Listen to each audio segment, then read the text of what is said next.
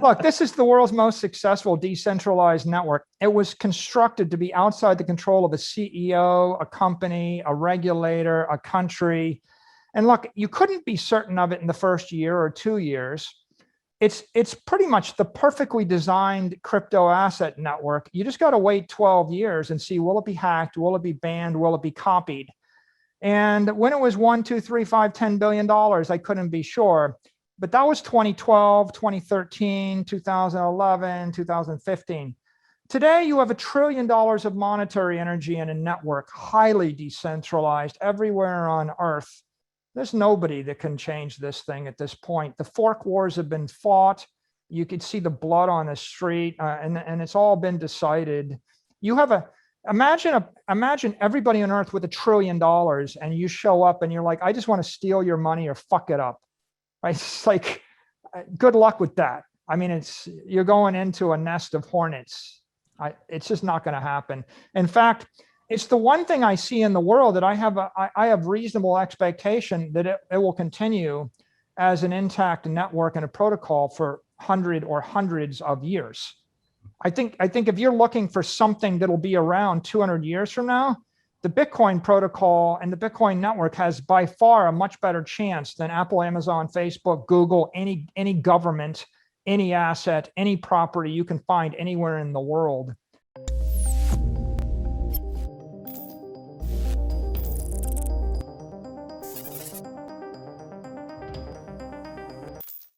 CEO of MicroStrategy Michael Saylor remains one of the most vocal supporters of Bitcoin.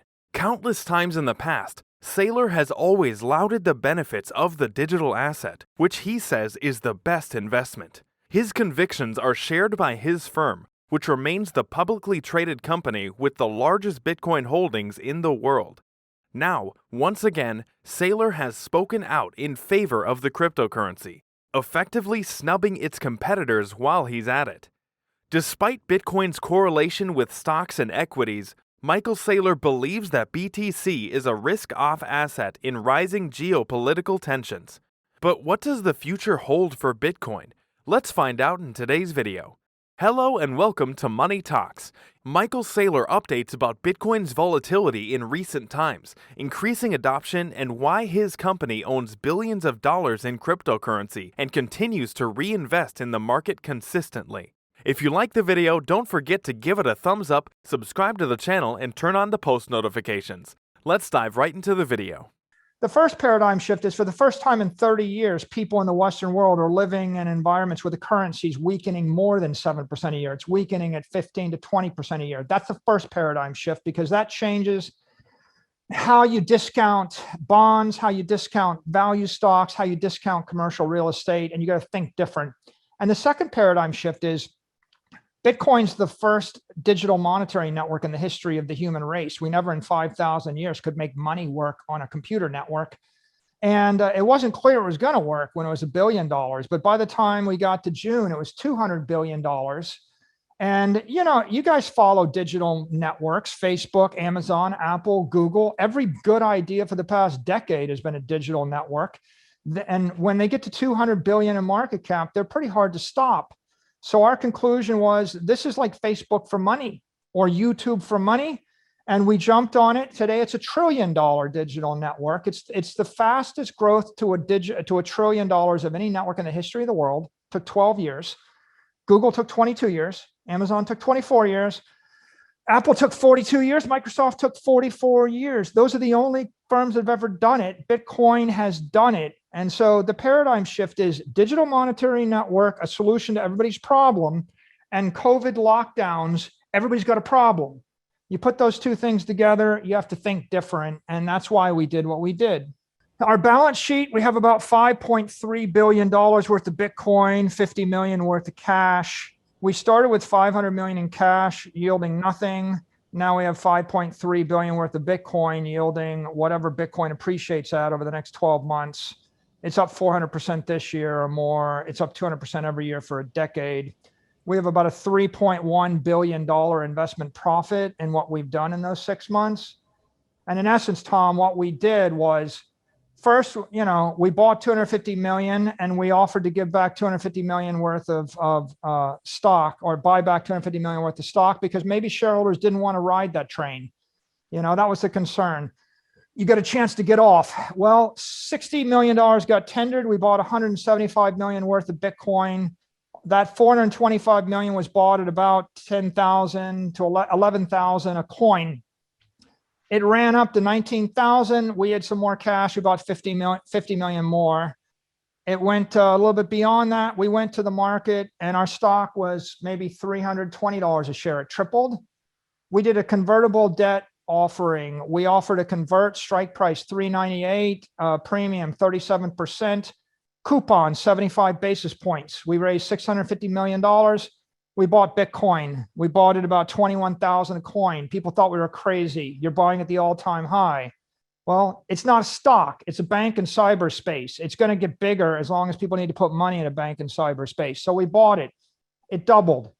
As it went up, we all of a sudden had a $3 billion or $3.5 billion worth of Bitcoin, 600 million in debt. We went back to the market. We borrowed $1 billion, $1.05 billion. We did it with a zero coupon, zero, up 50% premium, strike price $1,438 a share. Keep this in mind. The stock was $120 a share 6 months ago. We did $1.05 billion at $1,438 a share. We took that money. We bought Bitcoin, $52,000 a coin. People thought you're crazy again. We're not crazy. The point is, it's the world's first digital treasury asset. There's $100 trillion worth of treasury assets that are negative yielding debt or zero yielding debt or cash. And that's like, in essence, minus 15% real yield. All the bonds are broken. All the treasury strategies are broken. This is the solution to $400 trillion worth of investors' problems. They've all got the problem. It's the solution to 7.8 billion people's problem. They're all generating salaries in cash, which is debasing at 15% a year. And it's the most disruptive technology in our lifetime. And, I've been on your show. You had me talking to you about 8 years ago. We're talking about Apple and Amazon. If you recall, you could probably pull the clip. I invested $50 million in Apple and Amazon 9 years ago. I made 500 million off of it. It's a 10 bagger. Not that hard. I'm not proud of it. All I did was buy these digital networks when 99% of the people didn't agree with me, when they were unstoppable, and I waited. And I swore to myself, if I ever saw another one, I wouldn't just do it personally. I would put my company into it.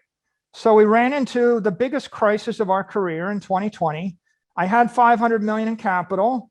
I saw a digital network, which I think is 100 times better than Google or Facebook. It's Facebook for money. When Rupert Murdoch goes to Facebook, he doesn't bring 1 billion friends.